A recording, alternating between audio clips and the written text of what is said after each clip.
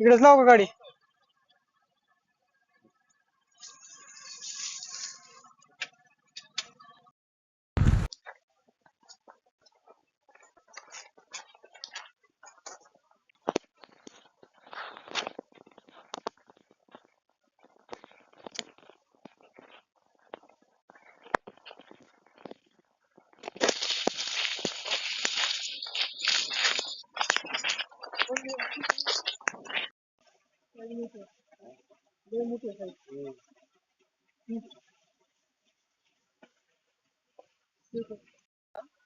आज आपण लातूर मध्ये भुईसमुद्र ह्या गावामध्ये आलो रस्तीपर्यंत.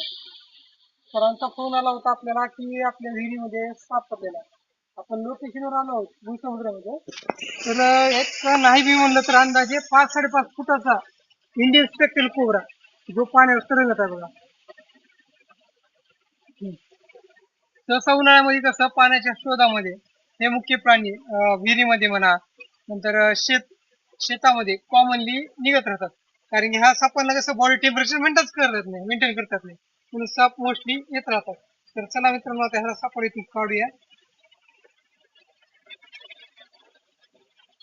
मला एक गाव आहे ना, मोठं गाव लागते गावाने एक काटेरीच्या बुरी.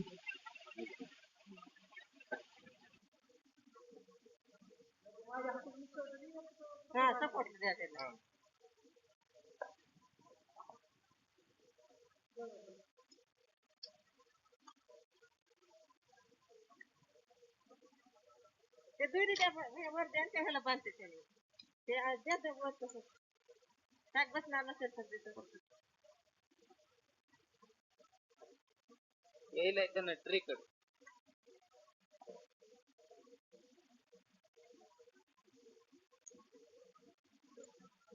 तिकडं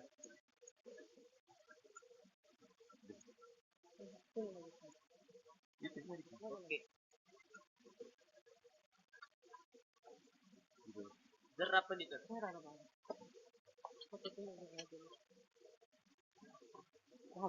विराट चालले का म्हणतो.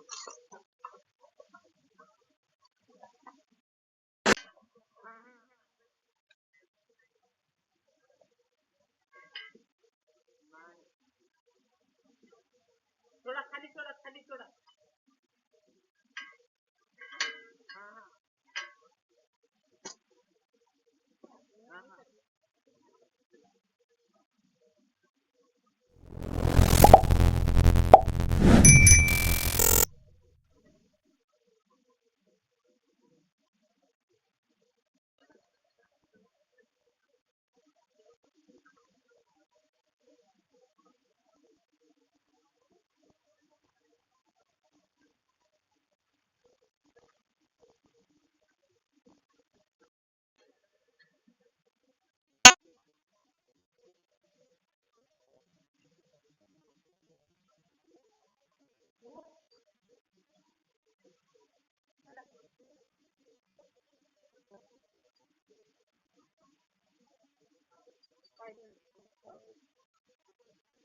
तुम्ही आता कुठं माझ्याकडे होता बघ थांबा जर का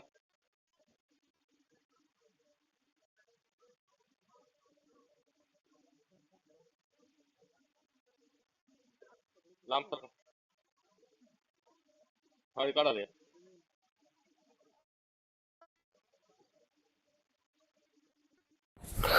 जसं पण मित्रांनो ते जी ट्रॉली आहे मी विहिरीतून काढली, तसा हा नाग फणा काढून थांबलाय, जेणेकरून मला चेतावणी सांगतोय की माझ्यापासून दूर राहा, मी तुझ्यासाठी सुरक्षित नाही. पण मित्रांनो, तुम्ही बघू शकता हा जो नाग आहे किती खोल विहिरीमध्ये पडला आहे. तब्बल 80 फूट विहीर, त्यामध्ये 30 फूट पाणी आणि 50 फूट खोल असं विहीर आहे हे. आणि वरच्या साईडनं जे शेतकरी बांधवांनी जे पाहिलं होतं ना, त्यामुळेच आपल्याला हा साप भेटलेला आहे आणि ह्याला सुरक्षित प्रकारे काढेल. पण आपण एक तुम्हाला सांगतो, हा जो कोबरा आहे, आपण जसं ह्या कोबऱ्याला भरणीमध्ये टाकायचा प्रयत्न करतोय, हे जे स्किन असले मऊ असल्याने तो आरामात जातोय, परंतु त्याच पद्धतीनं तो बाहेर येऊ शकतो मित्रांनो, कारण की त्याची स्किनच गुळगुळीत आहे. त्यामुळे हा विहिरीमध्ये, शेतामध्ये, दगडांमध्ये व झाडावर आरामात चढू शकतो. आणि ह्या सापाला जसं आपण विहिरीमध्ये हे करत आहोत, तसं तसं तो आत जात आहे. सापाला बॉडी टेम्परेचर मेंटेन करतात ना मित्रांनो, त्यामुळेच जे जे उन्हाळा आणि त्यावरून आपलं जे सध्या उन्हाळा जो कडक चालू आहे, त्यामुळे हे जे साप आहेत, पाण्याच्या शोधासाठी विहिरीमध्ये, तळ्यामध्ये जास्त प्रमाणात पडत आहेत. कारण त्याच ठिकाणी थंड वातावरण असतं आणि हे सापांना साप हे थंड रक्ताचे जीव असल्यानं त्या ठिकाणी ते आढळत आहेत. आणि जे आपले शेतकरी बंधू आहेत, त्यांचे आणि सापांचे प्रसंग होत आहे. तरी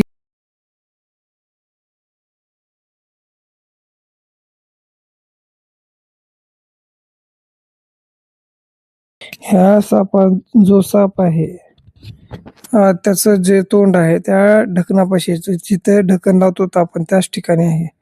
म्हणून आता इथे कसं आम्ही जसं पकडतो मित्रांनो, तसं तुम्ही पकडायला जाऊन तुमचा जीव धोक्यात घालायला जाऊ नका.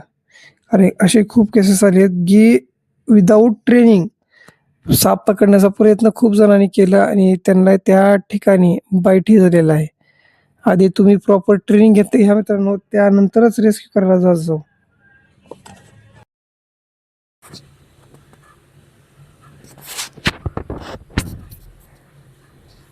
मित्रांनो, ह्या सापाला आपण तर भरणीत टाकलेलं आहे. आणि अजून तुम्हाला एक रिक्वेस्ट आहे, कुठेही साप, वन्यजीव, कोणतेही प्राणी निघाले असतील तर त्यांना मारू नका. जवळचे कोणतेही सर्पमित्र असतील त्यांच्याशी संपर्क करा, जेणेकरून ते त्या ठिकाणी येतील. कारण जे साप जो आहे तो एक अन्न साखळीतला प्रमुख भाग आहे. त्यामुळे त्या सापाला वाचवणे ही आपली जिम्मेदारी आहे मित्रांनो. मानवच असा व्यक्ती आहे जो प्रत्येक जीवाची हेल्प करू शकतो. बाकी कोणतेही जीव आपले एकमेकाची सहाय्यता म्हणजेच मदत करू शकत नाहीत ना, त्यांना बोलताही येत नाही मित्रांनो. फक्त आता तुम्हाला एवढंच आहे, जिथे साप निघाल त्या ठिकाणी त्यांना मारायला जाऊ नका. जवळच्या साप. व्हिडिओ आवडला असेल तर लाईक, शेअर, सबस्क्राईब करा, जेणेकरून रोजचे अपडेट तुम्हाला पाहत भेटतील.